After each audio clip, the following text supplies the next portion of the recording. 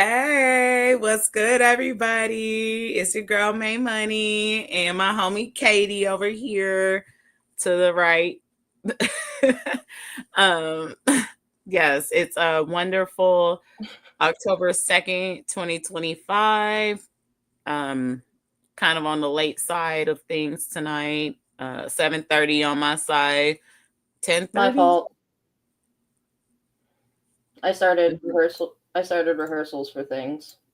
Oh yeah, no, 10:30 for hey Chelsea, yeah, we have somebody here to hang out too. 10:30 for the homie over here, Katie. So hey, be soft on the homie because she's been working her ass off and and and has been my teammate and homie in crime for a while now, and so just give her some grace. But we are here to give you a nice episode. We're gonna talk about a few things. I was trying to put this episode together all day today, and let me tell you how many times I changed my mind on what we were going to talk about. Because, first of all, things move so fast. And then, secondly, like, I really want it to be something different because, what happens is everybody is sharing the same clips, the same old shit. You know what I mean? And so it's hard to kind of step into a different lane, but because the lane is important and we need to share the same shit over and over and over again because obviously people can't even gather and grasp like simple concepts. I understand that. So repetition is key, but me and Katie kind of like to be on the more artistic side of the spectrum of things, and also the solution side. And so that's what this episode is about. Let me know what you guys think. And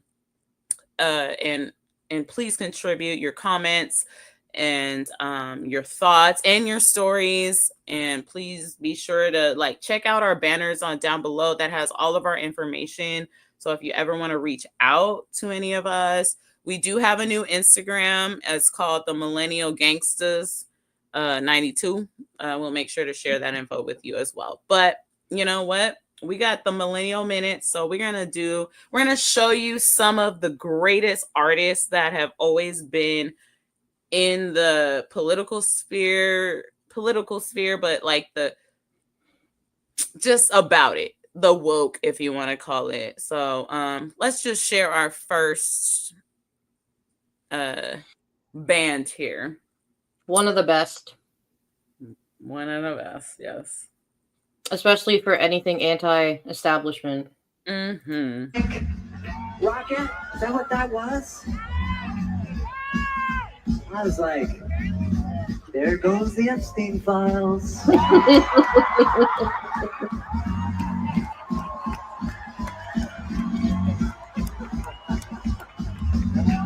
Oh, Elon.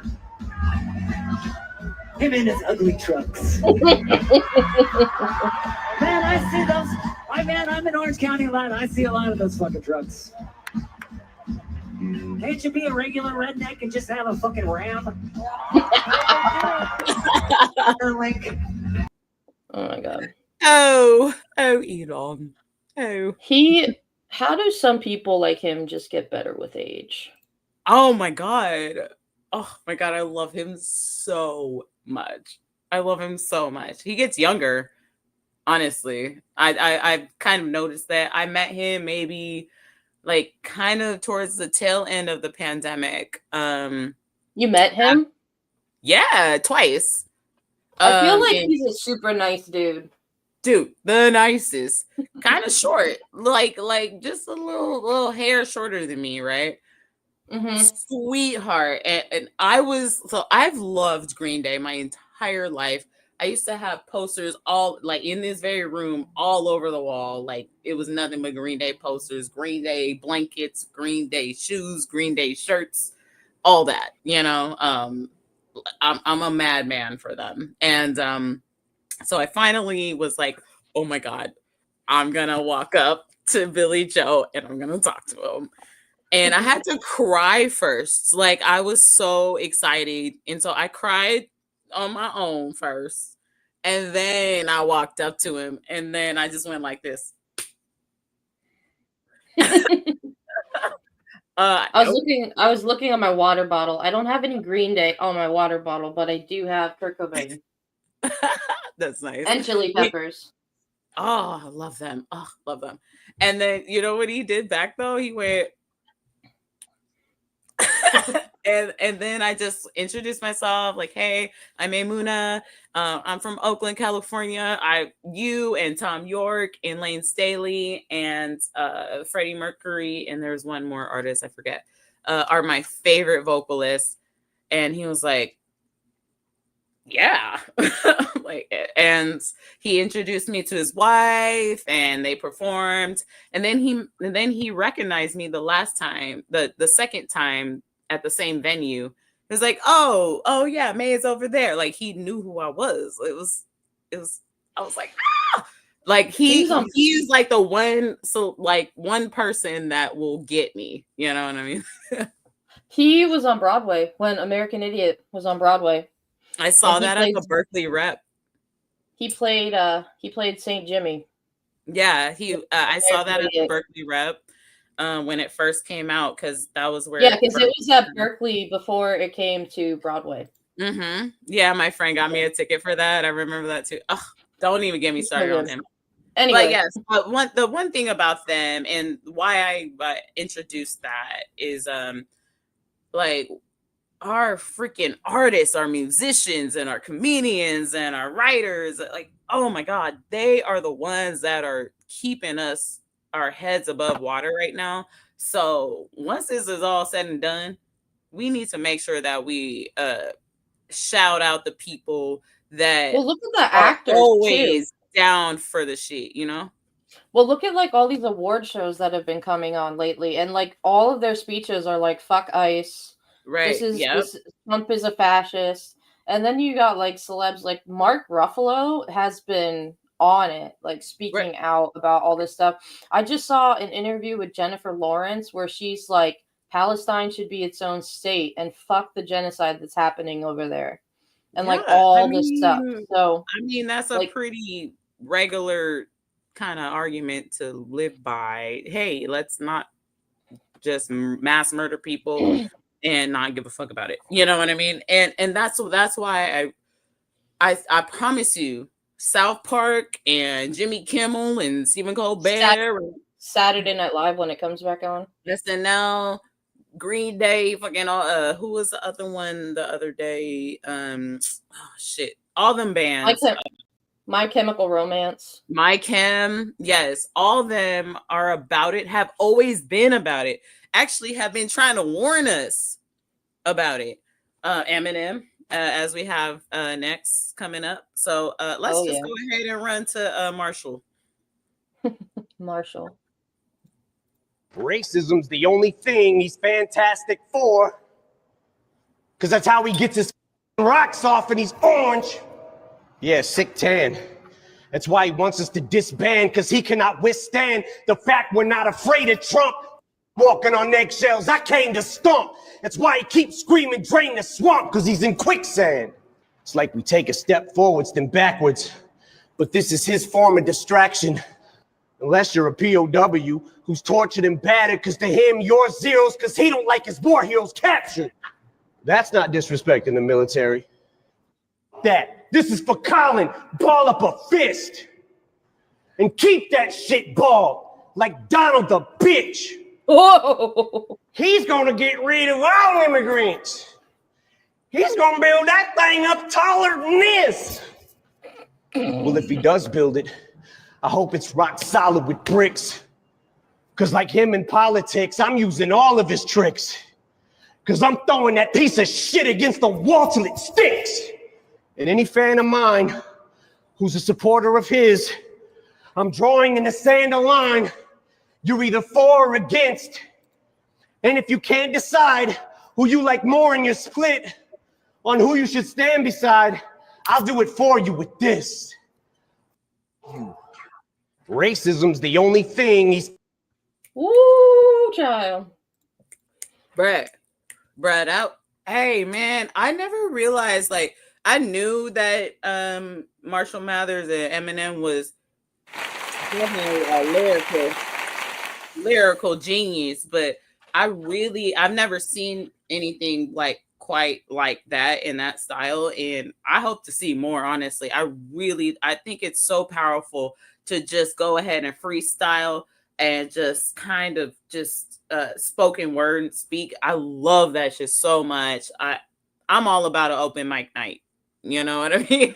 I used to host one, and then the place that I was at, they got shut down, and so I wasn't able to continue.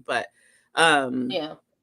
but man, that shit, I need more. I need more of that. In our I've only in our got community. one thought after watching that. Thank you. Nice. Sorry, that was a sneeze and a laugh at the same time.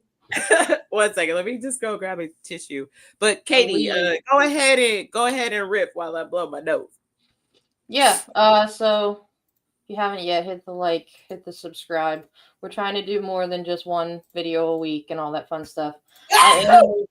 Woo, Jesus! I am a little bit out of it just because my show that I'm directing started up, so I was there most of the night and I cried twice because it's already so good, even though it just started.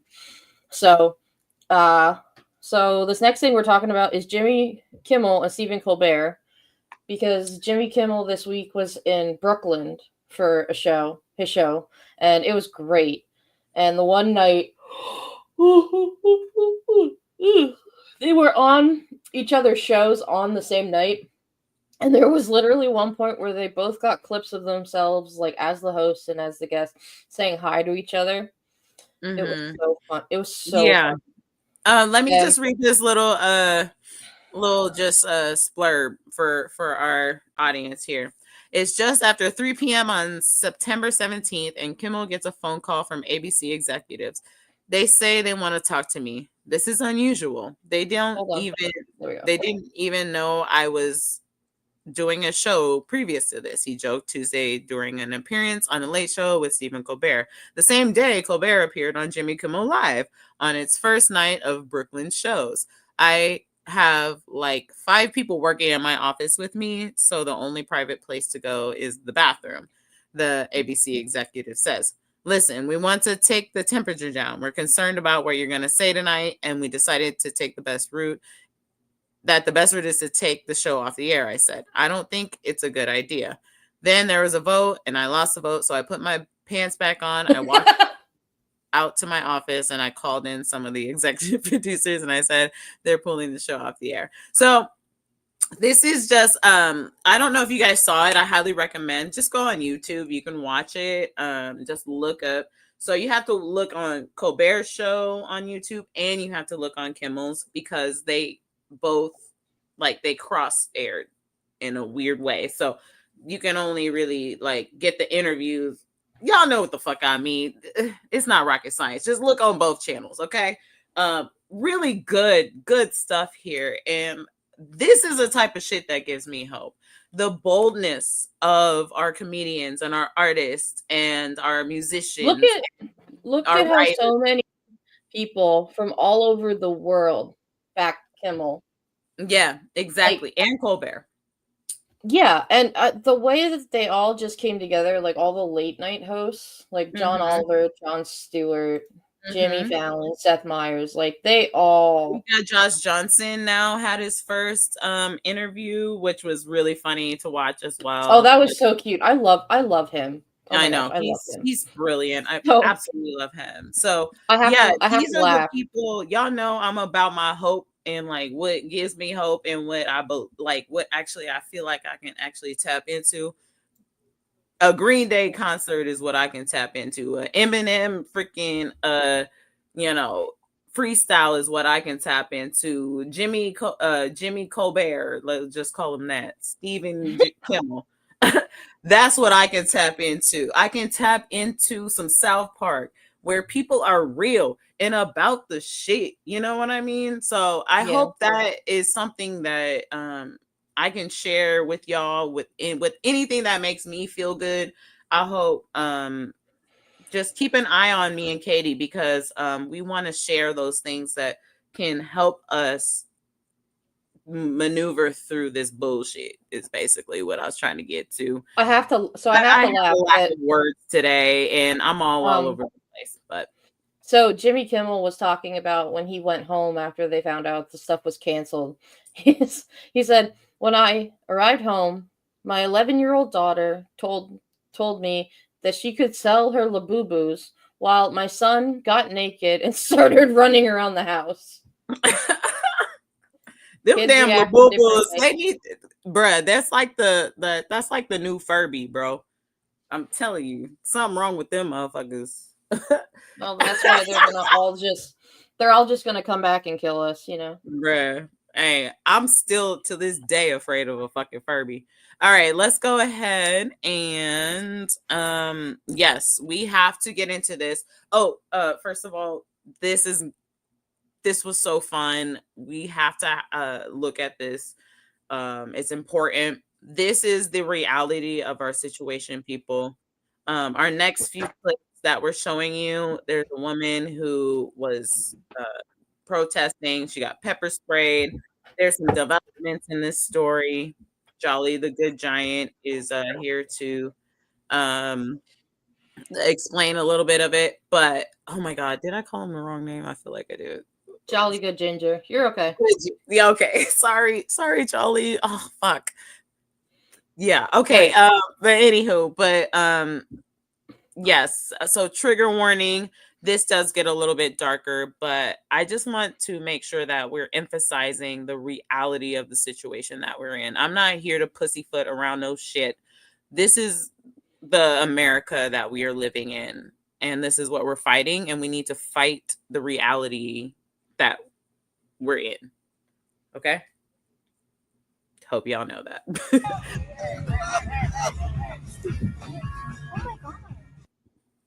Oh my. So what you just saw was conservative agitator Cam Higsby attacking a black woman with pepper spray after she was already on the ground. So let me give you some full context for the video. This woman, I wasn't there when it happened. I only have this video to go off of myself, but it did happen right here in Union Station in front of our veteran tent. This woman was basically, agitating them the way that they were agitating us. They've been here all day trying to agitate. That's their whole purpose, is to agitate.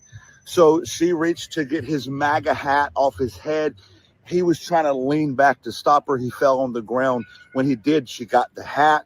You saw she threw the hat back down and she walked off. When she was walking off, she fell into the bushes. And then as he got up off the ground, as you saw, he pursued her with pepper spray, even though she was already on the ground in the bushes. Listen, you can argue if you want to. She shouldn't have tried to grab his hat. You can argue that if you want to.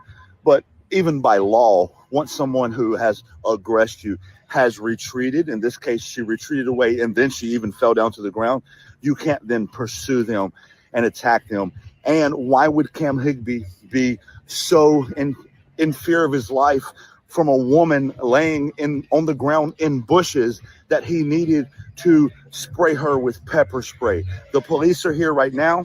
They are taking statements. They've seen the video. There's another video besides the one I have. There's another video from one of the people that was with Cam. It's even more clear perspective. And so Cam is claiming self-defense. The victim that he sprayed is being evaluated by the ambulance. She's probably going to the hospital. She still is having trouble opening her eyes and seeing. But more violence from the far right. Surprise, a white man was so in fear of his life by a black woman who's smaller than him while she's laying on the ground in the bushes that he needed to pepper spray her. I'll let you know what happens. I'll keep following this. Like, oh my God. Does that make them feel like they're more of a man, that they attack a helpless woman? Oh, she reached for your hat. Oh my gosh. She reached for your hat?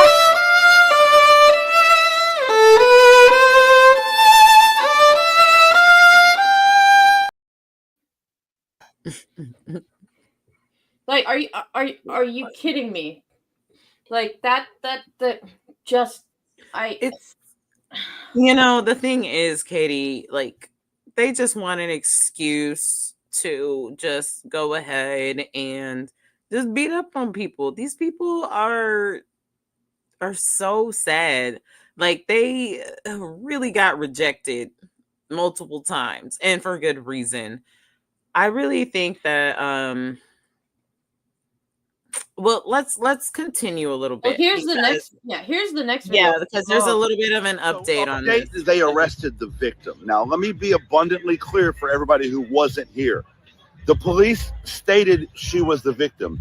They had her fill out a victim report. They got the video. I spoke to the police numerous times. No matter what she did prior, she was on the ground unarmed and, retreated when he assaulted her with pepper mace. I also brought up the park regulation that says you can't have pepper mace or pepper spray on federal park grounds. It's not even allowed. She got cleaned out, got her eyes fixed, saw the guy who attacked her, walked up to him and said, "No, you're a racist, you're this, you're that." Of course, she was upset. This guy just pepper maced her. You fucking racist. You maced me on purpose. And God will deal with you. They arrested her for being upset. And the guy, by the way, who assaulted her has now gone. They allowed him to leave. There was a whole bunch of shit that happened in between. But the lesson here is if you are wearing a MAGA hat, the police got your back. This is all political. So the victim who got pepper spray got arrested, and all these fucking cops protecting these MAGA hat motherfuckers. That's all it is. If you assault someone, as long as it's a black woman on the ground, you're good. Preferential treatment. There's no preferential. Yeah, they're 100%. Take me too, just as much because of them and you. There's no box both of you. Yeah, right. Sure. Okay. And it doesn't matter what federal park regulations say, as long as you're wearing a MAGA hat. Also, it's not legal to have pepper spray on park property, but the park police will tell you it is. I'm instructing all of you right now, go to Google, go to National Park Services, the rules that govern all parks in DC, and you'll see a list of chemicals that aren't allowed, and one of them is mace. So fuck park police. That's what I got to say. Because this was park police's jurisdiction. Park police were the ones out here, and park police are the ones who just protected the MAGA hat and arrested the victim. There's your update. So update. Okay. Hold on. I have fucking had it from top to bottom. Girl, I'm loving you with these like new little knickknacks that you got in the. I love it. I'm never not gonna be like completely impressed with you every time you do that. What do you think about that, Katie? Did you see the size of her? Like, she was so small, and like, I'm sorry, it pisses me off too. Like, I was trying to look at the one comment where somebody was like, "Oh, she wasn't the victim. Watch the whole video." You shouldn't pepper spray somebody like that. Shouldn't have been no video. I shouldn't have been a situation in the first place. Shouldn't have been something that you have to record. Shouldn't have been something to investigate. Maybe people should just treat people regular and not fucking abuse and beat up people for no reason and then try to defend yourself for shit behavior. It's not rocket science. The fact that any of these cops, especially in DC, can just be like, "No, well, blah, blah, blah," and then all the veterans are back there like, "See what the law is, motherfucker, because you're not following it."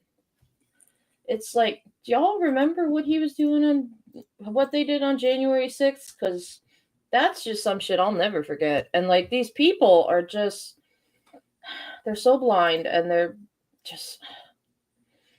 Yeah, I mean, I don't know why you are over here.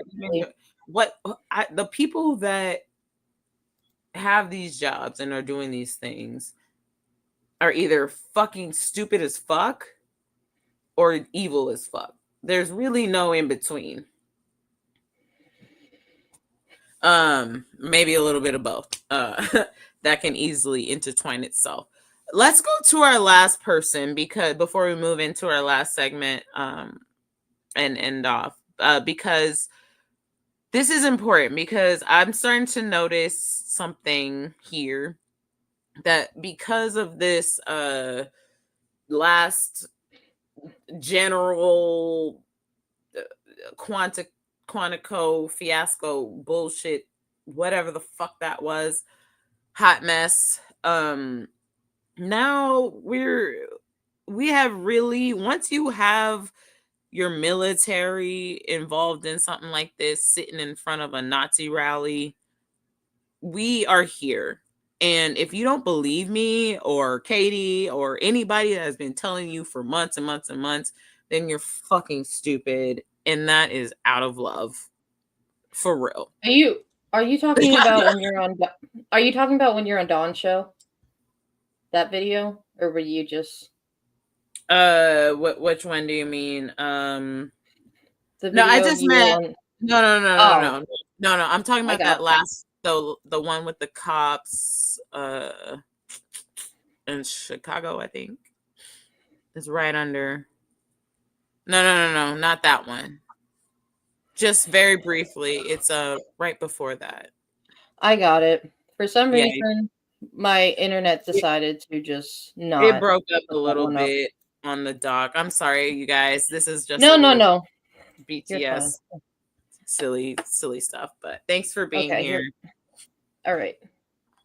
Yeah, just go ahead and play this one from the beginning for a few, like a Now minute or we have two. a situation where local law enforcement, so a bunch of police officers, are starting to get really fucking pissed off at ICE, because the ICE Gestapo thugs are, they're going too far. They're going too far. They're violating the law. They're taking away people's rights. They're far too aggressive. A lot of these guys are just deputized white nationalists. And police officers are looking at them and going, what the fuck is going on here? So here we have an officer, a police chief, standing up and telling the truth. Watch this. I was shocked. I've never been spoken to by a fellow law enforcement officer in such a way. Broadview Police Chief Thomas Mills says on top of requiring 75% of his department's manpower for crowd control outside of the ICE processing facility in the West Suburban City, he was personally, verbally attacked by ICE agents during a protest. I'm a leader of a department. I know that my officers are looking at me for guidance and leadership. And by the way, I wonder why they yelled at him. I wonder why they yelled at him in particular. What is it about him in particular that an ICE agent didn't like? Verbally attacked by ICE agents during a protest. I'm a leader of a department. I know that my officers are looking at me for guidance and leadership, and I had to ensure that, I had to stay calm and not engage in such unprofessional behavior. Chief Mills says he was walking across a skirmish on September 12th, the day this video was shot. He was called multiple expletives by an ICE agent, calling him a coward, accusing him of neglecting his duties during protests that got physical. Mills also telling the I-Team about an incident earlier this week where a pedestrian was hit by a truck near the ICE facility. Allegedly, a ICE agent struck someone and continued on into their location. Oh my God. These people are out of control. This is a rogue agency. Let him talk call for them a the bit. ICE Gestapo, because they're acting like Trump's Gestapo. He got him over $100 billion in the big bullshit bill. So he hyper-funded them. That makes them bigger than like the Israeli military and all these militaries around the world. And the whole point is this will be a domestic military. But they don't give a fuck about the law. They don't give a fuck about the Constitution. They don't give a fuck about Miranda rights. They'll fucking cover their faces. Even if you show your papers, if they're intent on fucking you up and fucking your day up, they will fuck your day up and they will hold you. They've held American citizens for a fucking week. For a week. And then here you have an ICE agent in a pickup truck barreling over somebody. And the cop's like, well, what the fuck? You guys are supposed to be part of law and order, and you guys are causing the fucking disorder. You're the criminals. Jesus Christ. They're the criminals, bro. This week, where a pedestrian was hit by a truck near the ICE facility. Like, this is just what? Like, girl, it's like the real police. It's like the real police don't even matter, and they're going to just ICE is just gonna take over. No, the fuck, they could try that shit if they want to, because that's not gonna happen. Yes, Jazzy, I did hear about that. Like, I'm sorry. I just wish people would just like take a nap or something. Just smoke a fucking blunt, okay? Chill the fuck out. Maybe just go to sleep, because obviously you're tripping. You know what I mean? Like, what the fuck? Why are you waking up in the morning to be so evil and hateful? What the fuck kind of shit is this, y'all, man? Why are we doing this right now? This is the dumbest shit. For no reason, we are in this situation for literally, it's not even like a good reason. This is some dumb shit. These are the fucking stupidest, wackest, fucked up people in the world. Like they are not even human, and we're over here tripping about these hoes like we can't get them the fuck up on out of here right now. Just get that widen that whole ass general room. Just go ahead and fucking arrest them and put them in the fucking jail cell where they belong, because they're all war criminals. It's like they think that they have no rules that they have to follow. And like even police members have to go through like rigorous training and I guess they don't. tests. Apparently they don't. Like, why would they stop doing anything when we have done fuck all to do anything at all? Well, like, no, what do we have not done anything. Yeah. Well, I'm saying that ICE doesn't go through the rigorous training, but police do. Oh no, not by any means, and they don't have to. That's the point. Nope. Shit. Oh my god, this is some really fucked up shit. Let's go into a little bit of something that gave me some hope today. So this is how I pivoted for the 5th time on this show, trying to put it together. So we have 2 really dope white men. Hard to say that nowadays. I'm sorry, but that's the fucking truth. That I encountered today that really gave me some hope, some a little bit more perspective. I learned a lot from these 2 people as well. So I hope you guys enjoy this. So first we have what's his name? Tim Wise, Mr. Tim Wise. Man, I've been knowing Tim Wise and studying his work for a while now. And I've noticed that he's been coming a little bit more to the forefront, at least in the things that I've been in my algorithm. But I've been knowing about Mr. Tim Wise for a minute, and I'm so glad that he's catching a little bit of fire and a little bit of traction, because people like him are extremely important, and actually the only people that I feel like we can grasp onto to help us actually move forward. Because he's a white man that can talk to other white people. So let's go ahead and run a little bit of some of his speech. This is an older one, and then we have another one that we'll show you in a little bit from today with him and Don Lemon. But run it, Katie.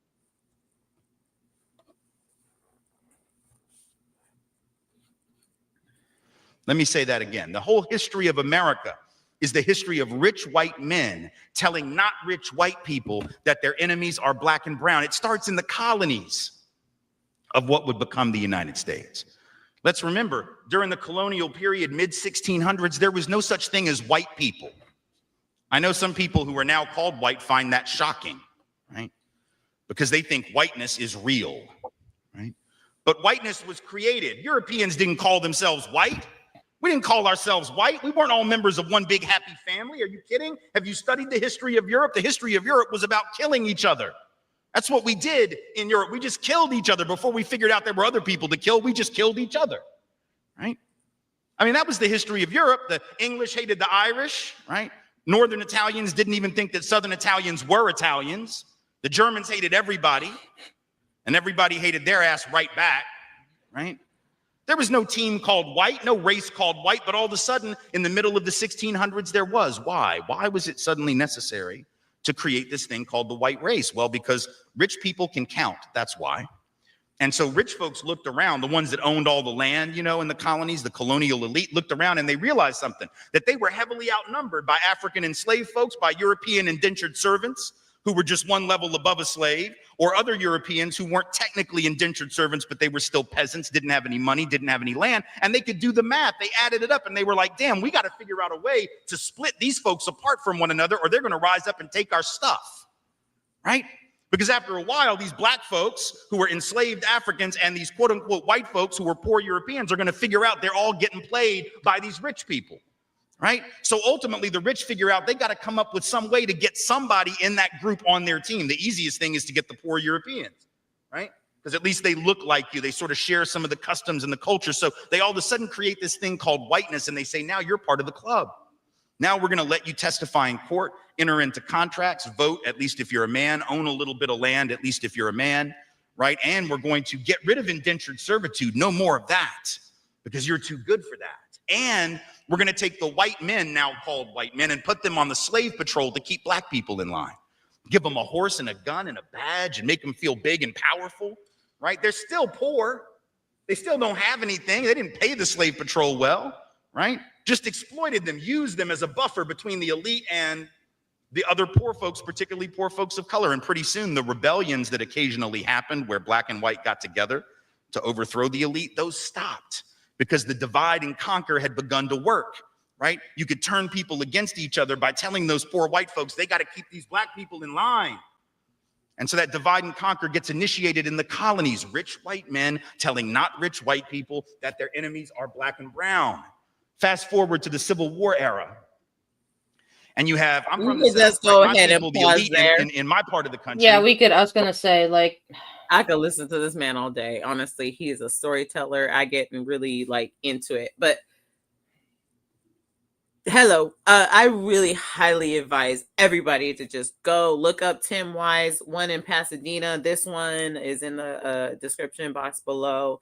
He is amazing and really, really does great work. And I'm like, white people, if that's the type of shit y'all need to be on, for real. It's okay that your ancestors were pretty fucked up, but that doesn't mean you have to be. You know what I mean? Really? Right. Crack me up. Okay, let's go ahead and let's just move on to the next, because this is recent 10 Wise. That was from a long time ago. Now he's like more at the forefront, and I would please share all of his information. This is him talking to Don. Watch it. It's great. Who Glenn Greenwald still can't pronounce your name, just like the guy on the street the other day can't pronounce your name. just a quick thing. They were talking about Megyn Kelly and somebody else bashing Don, and the guy instead of saying Don Lemon said like a Don Lemon. To try to sound smart, but he just sounded like which I like. I like Lemon. Yeah, but he was just trying to be a dick. Yeah, I don't know if they think that's a flex to like make fun of the pronunciation of your name. I don't know what that is. But they think it's insulting to me. But ever since I have been a kid, because I grew up in the South, and there's a French patois there, so people would call me Don Lemon or Don Lemon. And so they think like that what's his name? Tucker Carlson invented that, and that's some insult to me. It's not an insult at all. But if you really want to know how to pronounce my name, and they do, I will tell you. But it's not an insult to me. I just use it as to try to get at people when they mispronounce it on purpose. I want to play this for you just because. Last thing, maybe you can analyze this for me. Here it is. Santa Claus should not be a white man anymore. And when I saw this headline, I kind of laughed and I said, oh, this is so ridiculous. Yet another person claiming it's racist to have a white Santa, And by the way, for all you kids watching at home, Santa just is white, but this person is just arguing that maybe we should also have a black Santa. But, Santa is what he is. And just so you know, we're just debating this because someone wrote about it, kids. Okay, I wanted to get that straight. But yeah, and also remember, Jesus was white too. Yeah, she said that too. And she walked that one back, although she didn't walk back the Santa piece. First of all, number one, I mean, I think that, look, there's part of me that says, you're probably right. Santa would have to be white, because if a black man came down a chimney in millions of white people's homes every year, somebody would have shot his ass dead, especially wearing a red suit, which would mean he was a member of a particular gang. And he only works 1 day a year. If he were black, they'd call him lazy. We wouldn't be going to see him in the mall. You understand what I'm saying? So if Megyn Kelly wanted to be funny like that, she could have made that joke, but she's not clever. She just actually thinks that Santa's a white guy, which is odd because Santa's actually based on the Bishop of Myra. I don't know how you pronounce it. He was Turkish. I don't think he looked like the jolly old elf that we're used to seeing every year on the Christmas card. So in fact, he wouldn't have been white by modern standards of whiteness, the person on whom it is based. It is not based on an actual person who lived at the North Pole. He was a Turk, right? He would have had olive skin in all likelihood, the person on whom, so her history's wrong, her logic is wrong, she's delusional, and she can't even make a good joke about Santa. Like, at least if you want to make the argument, be funny, tell a joke about how Santa's got to be white for the reasons that I mentioned, but not because you actually believe it. And yet she does believe it, and she believed that Jesus was white. That's why she said that. Even though we know from there are paintings in the Vatican right now of a black Madonna and child. There has always been an understanding that whoever Jesus was, he was not a white man. He didn't have the angular features and the blonde brown hair that is common in Warner Salmon's Head of Christ, which is the most common representation of Jesus, I think, going back over 100 years now since it was created. That's not what a first century Palestinian Jew would have looked like. He would have, his coloration would have been at least the coloration of Osama bin Laden, if not considerably darker. And everybody who studied it knows that. But she's bought into the white supremacist myth that the savior of the universe for Christians has to be a white guy. And the reason they have to hang on to that is if they actually had to acknowledge that the person that they view as their savior was a person of color, their entire worldview would come crashing down. Even though every anthropologist or biblical scholar would say, or just somebody who has any knowledge of that history would know that if you were that light in first century Palestine, you wouldn't have made it to 33. You'd have had third stage melanoma by the time you were 26 and you'd have been out of it. There's no way you would have survived. Jim, why? Damn.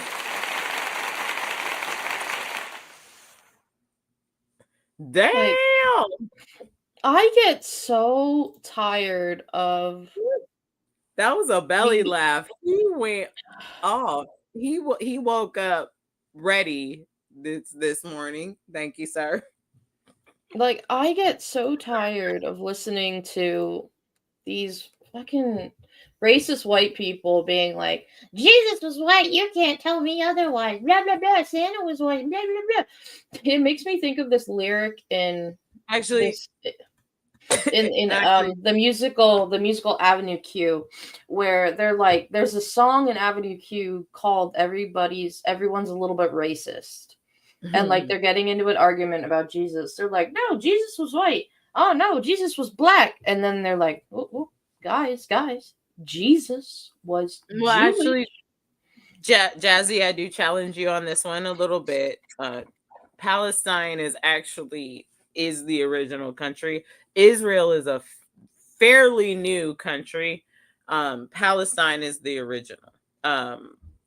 Y'all need to look that up because literally Israel after World War II, that's where the Jews came and made Israel, and that's where they started to encroach on Palestinian native land and colonize the same way that they colonized. And that's what this whole thing has been about.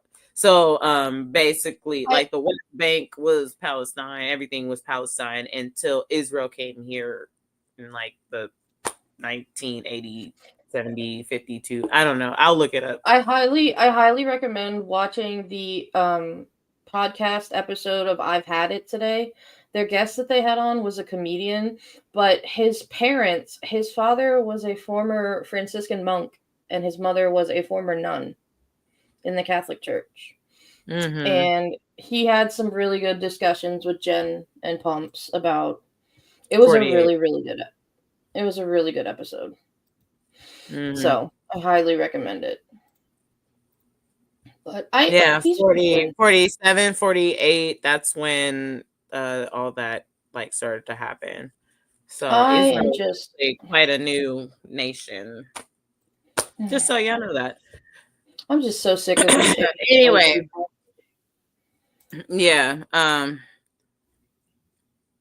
Oh yes, let's go into this. This is very important. So this is actually, and of course we have to shout out our homie Don, because we love Don so much. That's a homie. That's like how me and Katie met, honestly. Let's just go ahead and talk with our, what was his name again? Mr. Will Westmoreland? I think it's Westmoreland. Yeah, okay. He has a story. We won't show the whole thing. I'm pretty sure y'all have seen it, or if you want to watch the entire story, we'll just give you a little taste of it. And then we'll go into the questions that were asked. I had one, and then Keisha had a really good one as well, a friend of the show. So definitely let's go. Let's do it. Like, comment, share, subscribe. Sadness, and I believe of joy, because in the end, I don't want to give it away, but I want you to watch Will's story. It's really a heart-wrenching story. And then again, we're going to talk about why Will is here and what he feels and believes about this shutdown. Here it is. Hey guys, it's Will from the Back 40. And listen, if you ever wanted to do me a favor and you haven't had a chance to do it yet, I'm going to ask you to do me that favor today. If you would, just watch this video all the way through. That's all I want you to do. Because you know what? I wasn't always this grizzled old gray guy that you see standing in front of you right now. Once upon a time, I was this scared 12-year-old kid laying in a bed at Cox North Hospital in Springfield, Missouri. For 2 months, I laid there, recovering from a farm accident that would change my life forever. And right here's where it happened. This is the family farm that I grew up on in Brighton, Missouri. And this tree was just a little tree when I was 12 years old. So let's go ahead and fast forward a little bit. Yeah, give me a sec. But if you haven't, in post, if you're watching this, definitely check it out. It will be linked down in the description below. Yeah, but we have a few. I asked this man a question, and I was really it gave me hope in his answer. So I wanted to share this with y'all. And it's not like me trying to get no clout. I really appreciated him being on the fucking show and me being able to ask this question, because I was really happy and pleased and felt hopeful after his answer. So please go ahead. Call me Will. Mr. Wills, thank you so much for sharing. I really thought it was an inspiring story. One thing that you mentioned, and Don also mentioned, was that this was about, this is about politics. And I really wish that this election wasn't about the politics and was about the testing of our humanity and the way that we operate as a society in this country, because I think that's really what the test was, and we failed it. Just from your story alone, really just kind of shines a light on that. And then I have two questions here. I wrote them down in my handy dandy. So are you frustrated by your own people, in your area supporting this? And is there something that your community is doing to maybe help combat this situation? And then also, I'm in a blue state. I'm in California. I'm in Oakland, California, Bay Area. And, we're a donor state, and we, pretty much give money to all the red states, pretty much. And sometimes I find it very difficult to have empathy for people that don't have don't give that back to us. And it's hard for me to pay money out of my tax pockets that I literally are shallow and low for that. But that's why I think your story is important, because of it reminds us of that empathy that we need to have, that not everybody in these states are that way. And so I really do appreciate you coming and sharing this story, because it just brings us all back to the real issue here. It's not about politics. We are literally in a humanitarian crisis in this country and around the world. And so I just was wondering what you think about how we can solve this, especially in your community. And what do you think about the blue states that have been contributing to try to help, but don't seem to get the same don't seem to be received in the same way, if that makes sense. And it makes a lot of sense. Don't don't look a gift horse in the mouth. May, I'm glad you asked me that question because I've told Don this before. Will Rogers, some of you may have heard of him. Anytime I'm talking to a younger person, I don't want to assume, but Will Rogers was a humorist from Oklahoma, and he's one of my idols because he just had an incredible outlook on rural America and had its pulse. And he had a quote. Somebody asked him once, a reporter did in Oklahoma City or Tulsa. They said, Will, how does the average rural man learn? And he said, well, some learn by reading, and there are a few who learn by observation, and the rest of them just have to pee on the electric fence for themselves. And there's a lot of that going on right now. So yes, I'm frustrated because having experienced what I did, May, at an early age, I try to view life and I try to view policy and I try to view government through that lens of how it impacts regular people. And I get frustrated. I do get frustrated with my people here in rural America that they don't all view life and policy through that same prism.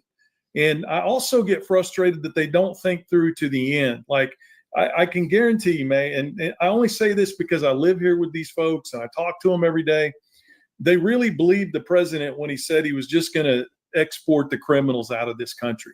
They really believed the president when he said these tariffs are going to bring manufacturing back to the United States. Now, I say that, don't put my face on Mount Rushmore, because on election night, I told my boys, I said, well, I guess we're all going to have to be eating out of trash cans before our people here in rural America, get it. But now they're learning the hard way. And there are two ways we can respond to that. We can respond to that by you're getting what you deserve, you're getting what you voted for, or we can view it as an opportunity. And what I'm trying to do is view it as an opportunity to meet people where they are. Now, my good friend John Bowman, the president of the St. Louis County NAACP, told me once, Will, you need to add a little bit to your speech, and that is you don't meet racists and Nazis halfway. What I'm talking about is meeting people in rural America who are not hardcore MAGA, that are exhibiting the worst behaviors in mankind. I'm talking about the people in rural America that are waking up to the fact that they voted the wrong way and they now want to join us. And they contact me and they talk to me every day, May. I promise you that. They're reaching out. They're getting it. Not as many as we want, not as fast as we want, but they are getting it. And the last thing I'll say. I love that. Yeah. Continue. No, just the last thing I want to say, and I always want to remind my brothers and sisters on the left and, this, and that is, don't forget that 40% of us out here in rural America have been fighting this fight with you for a long, long time. For 35 years, I've been out here fighting for marriage equality and economic justice and equal rights and all the other things that are so important to all of us. And I've learned that if we have a crash food supply, if we lose all of our farms and ranches, et cetera, it won't just be that MAGA voter that gets hurt. It's going to be all of us that have been fighting that fight with you that get hurt. And then, as is most often the case, my daddy died when I was 5 years old, and we took advantage of every social safety net program out there. We lived in the projects. We got food stamps, the funny money, back before you had the EBT card. I'm a product of that and a success story because of that. Those are the people who will get hurt before wealthy big ag and all the other people that voted for this. So I agree with you. I get frustrated and I just have to take a deep breath and say, I got to change the minds that I can change and hope that in the long run, there'll be enough of us to push back against this idiocy. Lastly,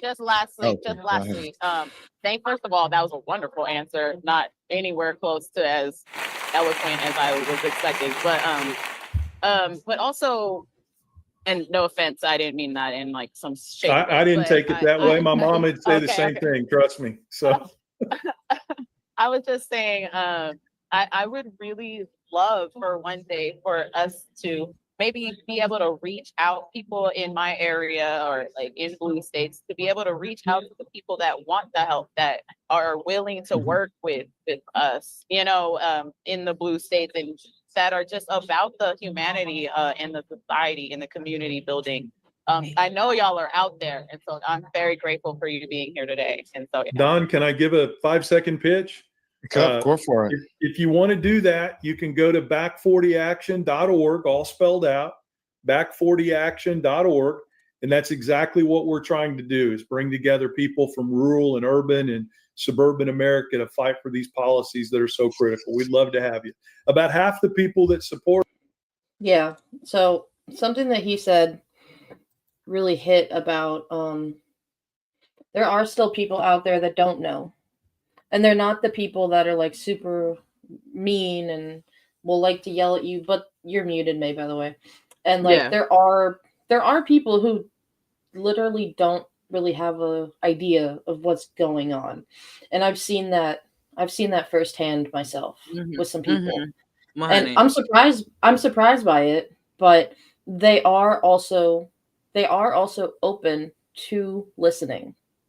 Right. They are open to listening, and as long as you bring, the correct facts, the correct information to try to let them know what's going on, they'll be like, "Oh, I didn't realize. Well, thank you for bringing that to my attention." And then that can also create a trickle effect where then they will tell other people about this.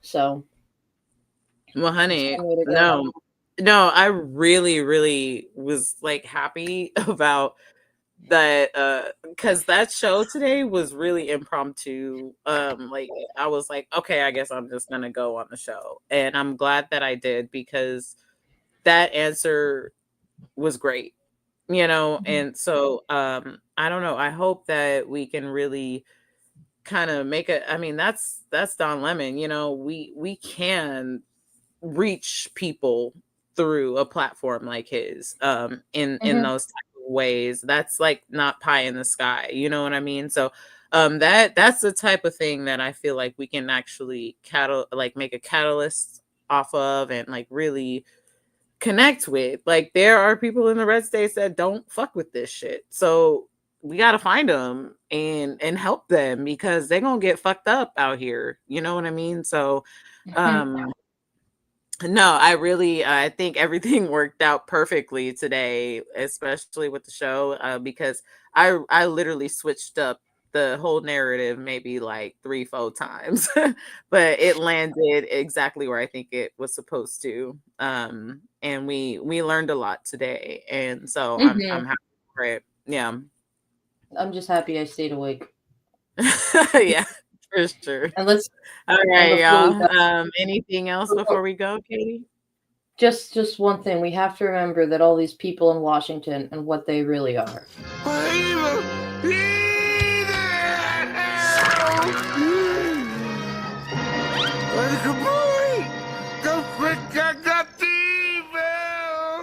All I said was there's evil afoot.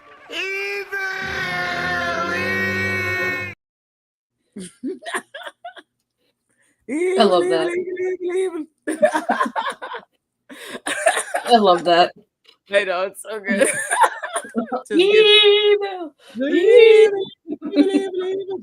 It just gives me so much joy. Oh man. All right, girl. Jazzy, thank you for being our freaking like straight up road dog, bro. Fucks with you super tough. Yeah. Hit us up, please, everybody that sees this now or in the future. Thank you for being here. Please be sure to share, like, comment, share, and all that bullshit. You know what I mean? I had a great day. I think I was extremely productive in so many different ways that I wasn't expecting. And especially with the dynamic of it all, like, I think that was a really great thing that y'all should check out. And I had a good day too. And my daughter had a good day at preschool. So share a little bit of rant. Give us a little teaser. Yeah, so they're just working on some music rehearsals now, but this is like the most professional level show I've ever done, and I cried twice tonight because it's only like the first week of rehearsals, and they sounded so good that I had physical chills. I bet. It was I like, bet them vocalists. Ooh, girl. I've been there. everybody is so perfectly cast, and like there's not a weak link. Like everybody just comes to work, and it's amazing. So I love that. and one of the things that just really hit me about it tonight was like just kind of where I am in my life. And I remember that Rent had gotten me through some really hard times in my life. And like when I didn't want to do anything or listen to anyone, I would listen to the Rent soundtrack. And when I was struggling, I never could have predicted like where I am now. And I'm able to direct my favorite show of all time and make it my own while I'm married to a partner who is just my best friend and an amazing person and a great dad. And we have a beautiful little girl and we have a house, and so all that emotion just kind of like hit me all at once today in practice in the rehearsal. So as it should, cool. Girl. That's what it's supposed to do. That's how you know you're on the right path. That's how you know you're doing the right shit. I felt the same way. I was like, I just feel like everything was kind of off, but like working at the same time, and sometimes you just gotta go with the shit. You just be like, okay, today is weird as fuck, but let's see. And then you never know what type of good shit you run into. As long as your energy is good, you'll just manifest it and attract the right thing, even though it might be a little weird. I mean, hey, weirdness is okay. I live by that. When shit be like, I don't really know. Just keep your wits about you. Usually it'll wind up being alright. You feel me? But it's 11:30 where I'm at, and I'm exhausted. So. Hey, we just hit an hour long live. Like we're right on the money, girl. All right. Anyway, thanks y'all for tuning in. Thank you guys so much for being here. Please be sure to follow us on our new Instagram at the millennial.gangsters92. Or you can follow me at May Money Honey, and then it also will transfer you there. Share. There will be a lot of shorts. I might do a little a May Money studio episode sometime this weekend if I have some time. I might do some fun. Who knows? But we'll see you on Monday, 4:30 Pacific, 7:30 Eastern, Mountain, whatever. And we'll see you when we see you. We know shit be crazy out here, so keep it gangster. Yep. Thank you guys. Bye.